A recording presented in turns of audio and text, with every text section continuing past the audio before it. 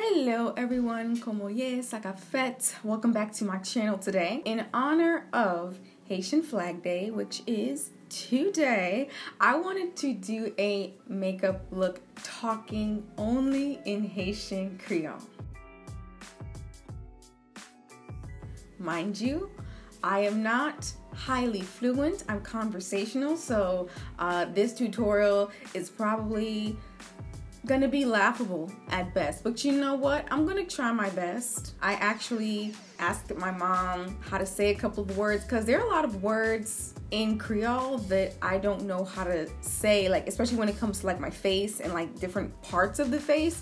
So I asked her, and hopefully, you know, this tutorial is somewhat audible, somewhat comprehensive. I just hope that y'all who speak Creole understand. And for those of you who don't understand Creole, I am sorry. I'm going to start off with this tutorial. Wish me luck.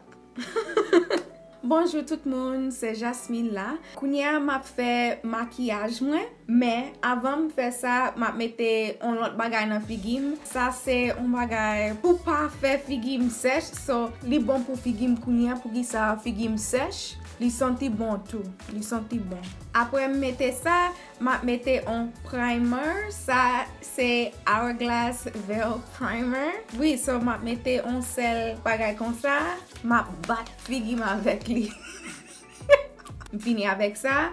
Kounya, moi vle mette poudre dans figim. M'a mette poudre ça, li le Peach Perfect from Too Faced. So m'a mette poudre ça avec bagay ça. M'pa konnen ki jan pou di un beauty blender dans Creole. So m'a mette poudre ça tout côté. Kounya, moi vle mette maquillage moi ça.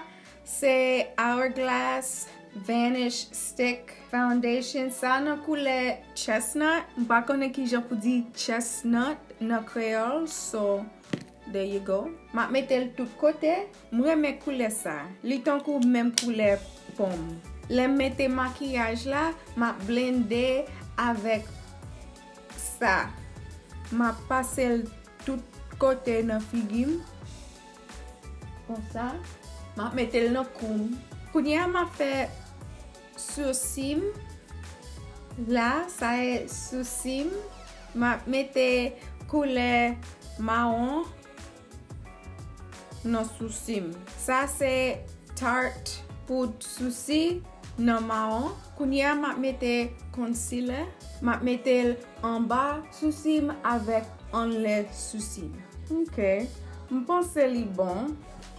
Mais m'vle passer ça devant. M'pa vle trop noir devant. So, ma mette maquillage dans zye. Ma mette en couleur. Kounya m'vle mette. Oh, m'vle mette couleur ça. Ça là. Li le Kokolashes. M'pa konnen ki jan pou di bagay ça là nan crease. Couleur orange nan moun noir. C'est un bel bagay. Kounya ma mette marron. Ma mette couleur brazen. Derrière là, ok? Nan outer V. Maquillage ça pas difficile. Li pi facile.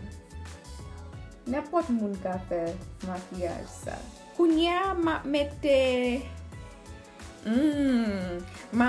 couleur ça, li rele breathtaking. Li yon bel couleur, li ton kou gold. Ça c'est un bel bagay, oui. Ma passe couleur marron encore derrière. M'vle li ton kou un sel couleur. So, m'reme ça. Ok. Ma mette en bazième pita. Kounya, ma prend concealer ça encore. Ma mette en bazième. Ma mette nan mitan nem. En bas nem. En bas bouche moi. Ma mette petit en le sourcil. Ma prend beauty blender. Ma blende tout bagay. Ma bat li comme ça. Ma bat li fort, oui. Ma bat li doucement pour li ka blender. Ouais? Ouais. So, lem blender en bazyem, m'remen pour garder en l'air comme ça. Lem fini avec ça, moi mette poudre jaune. Ça c'est Sacha Buttercup. Ma fait le chita pour 1 minute. Après ça, ma mette poudre maquillage. MOUN, ça est Note Cosmetics. Couleur ça est 208. Ma batle, ma pastel. Ma batle, ma pastel. Pas oublier kou. Kounya ma mette brownie bite en bas joum. Ma fait figim ton kou en poisson comme ça. Ma prend petit couleur ça.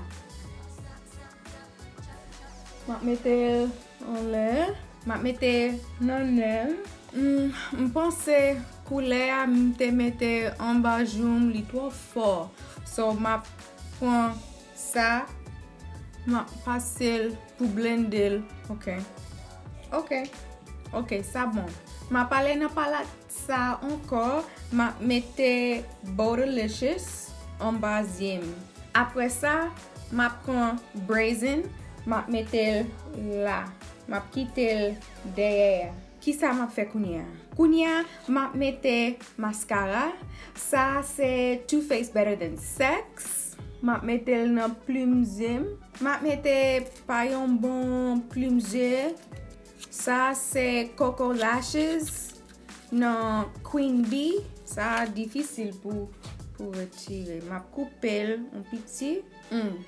Ça c'est un bel bagay. Après ça, ma mette couleur devant comme ça pour faire lumière. Ça c'est Artist Couture Diamond Glow Powder non LaBronze. Ma mette non mitonem comme ça. Tu peux bouche moins comme ça. Ma mette non zoom. Kounya ma mette fard rouge sous bouche moins. Ma mette Fenty Beauty non Stunna. Après m'fini maquillage moi, ma flite bagay ça nan figim. Ça rele 24K face base. Et puis, that's it. All right, so hopefully you were able to bear with me and get through this.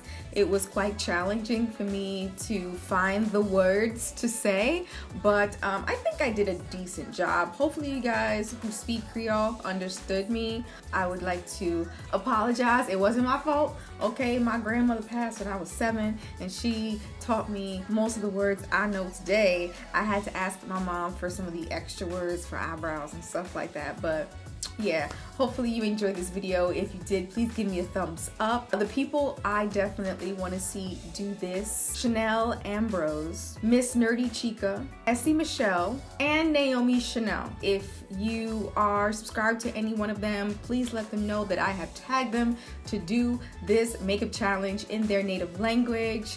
And yeah, that's it. Huge shouts out to Liz Live for inspiring this tutorial. If you haven't done so already, please subscribe to my channel. I make videos all the time, and turn on your notifications. That way, whenever I post a video, you will know. All right, moi fini. Ma parler avec Upita. Peace. Out.